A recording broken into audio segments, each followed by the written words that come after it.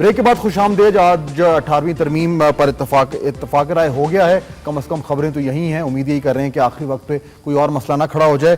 اور ہم بات کریں اپنے مہمانوں سے, کیپٹن صفدر, نواب یوسف تالپور صاحب اور سید حیدر علی شاہ صاحب.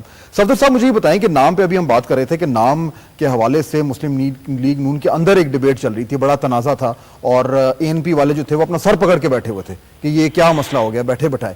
وہ جو ڈویژن تھا وہ یہی بتایا جا رہا تھا کہ جو ہزارہ سے جو پارٹی کے ممبرز ہیں ان کو بڑا سیریس پرابلم تھا پختونخوا سے, اور وہ ریزائن کرنے کے چکروں میں تھے. یہ بھی بات سننے میں آئی تھی کہ ان کا ہم ریزائن کر دیں گے اگر یہ ہماری بات نہ مانی گئی. اچھی یہ آپ کا خود بھی تعلق کیونکہ ہزارہ سے. میں ہزارہ سے ہے. میں اگر میں اپنا فیملی بیک گراؤنڈ دیکھوں تو افغانستان سے آئے, ہرات سے آئے, مگر ان ساری چیزوں کو ہم بھول کے بات کر رہے ہیں. ہم آئے دو قومی نظریے کی بنیاد پر اور لا الہ الا اللہ محمد رسول اللہ کی بنیاد پر بننے والے ملک جو قائد اعظم رحمۃ اللہ تعالیٰ کی سربراہی اور علامہ اقبال کے دو قومی نظریے پر بنا تھا. اب ہمیں ان ساری چیزوں کو بھول جانا چاہیے. ہم جائیں مدینہ منورہ, وہاں سارے ٹرائب آئے تھے مگر ایک نظریے کے نیچے وہ سٹیٹ بنی تھی. یہ سٹیٹ بھی اسی مجھے بتائیں کہ وہ جو مشتعل ہوئے تھے جذبات وہ ٹھنڈے پڑ گئے تھا. ہمارے ٹھنڈے پڑ گئے بالکل. ہمارے ساتھ دو چیزیں آ رہی تھی, اباسین پختونخوا اور خیبر پختونخوا. اس پہ آپس میں بات ہوئی تو پھر سب نے متفقہ طور پہ خیبر پختونخوا پہ بات فائنل کر لی.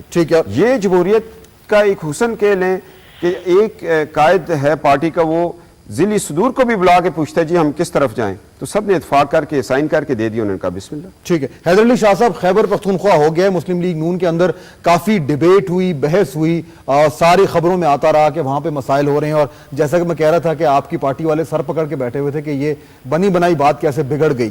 یہ اس میں جب ان کے پارٹی کے اندر یہ اتفاق رائے ہو گیا تو اس کے بعد ANP کو تو کوئی پرابلم نہیں تھا.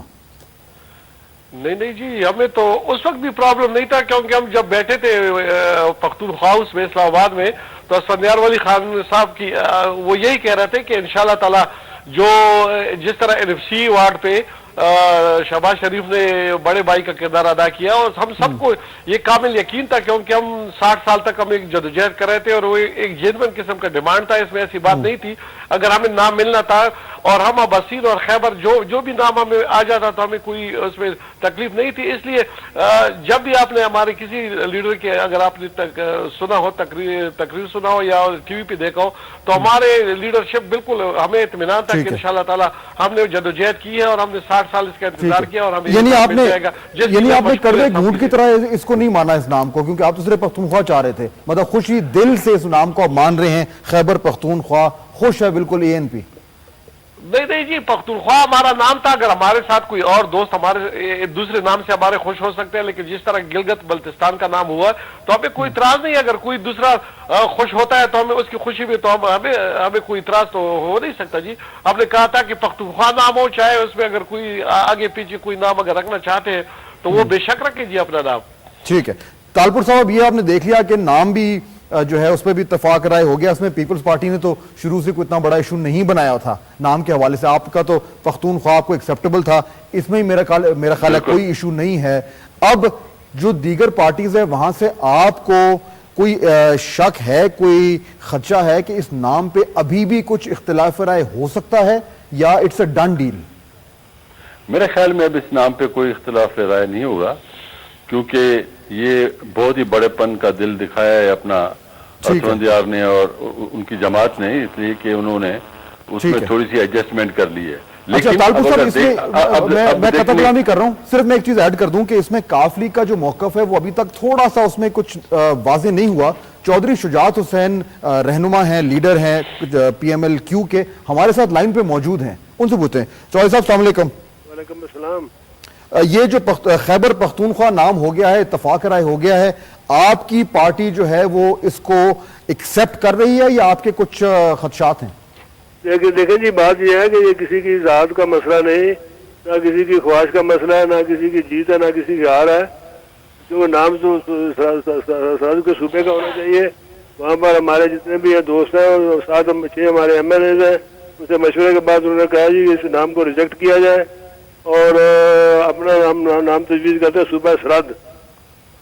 یہ آپ کی پارٹی تجویز کر رہی ہے نام صوبہ سرحد, اور آپ نے بالکل مکمل طور پر اس کو رد کر دیا, ریجیکٹ کر دیا. ہماری ٹیم جو 8 بجے پورے میٹنگ کر رہی ہے ان کے ساتھ, گورنمنٹ کے ساتھ, اور وہاں پر इख्तलाफी नोट दे रही है। लेकिन हम इस प्रोसेस को सबोटाज नहीं होने देंगे। अगर क्वाइनी कमेटी ने जो इत्तेफाक किया हुआ सिफारिशात में, उसको हम सबोटाज नहीं करेंगे और इसमें कोई रुकावट पैदा नहीं करेंगे। लेकिन चौधरी साहब, इसको रिजेक्ट करने की, इसको मुकम्मल तौर पर रद्द करने की वजह क्या है, जबकि एएनपी और पीएमएलएन और दीगर पार्टीज ने, बशमूल पीपल्स पार्टी, उन्होंने मान लिया? सबका मामला ये, सारे सबको साथ लेकर चलना है सबका। ये एक पार्टी, दो पार्टियों का मामला तो नहीं। कोई खास वजह है इसको रिजेक्ट करने की? इस नाम से आपको कुछ प्रॉब्लम है?